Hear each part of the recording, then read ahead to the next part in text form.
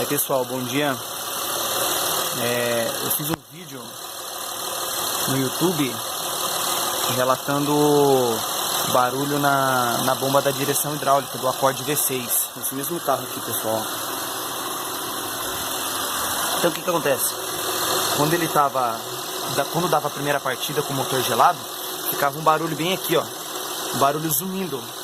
Acredito que deve ser um problema crônico do Accord, porque eu vi alguns vídeos dos Estados Unidos mesmo que tava com o mesmo problema. Então o que eu fiz? Eu tirei o reservatório, limpei ele, tirei as mangueiras, limpei, e aqui dentro ó, tem um anel O-ring.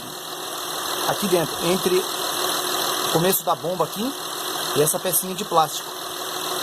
Então eu tava vendo no vídeo americano que os caras soltam isso daqui e troca o anelzinho O-ring que tem aqui dentro. Então como você faz para soltar? Tem um parafusinho aqui embaixo. Vou tentar mostrar aqui.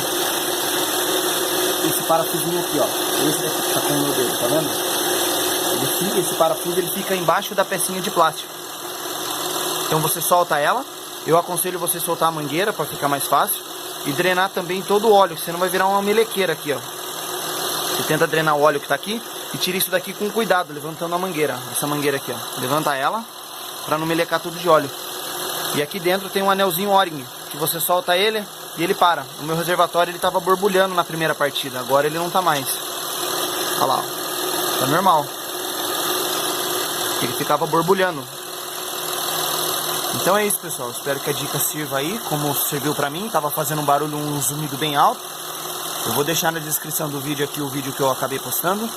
E aqui é a solução, comigo deu certo. Aí boa sorte pra vocês aí, obrigado.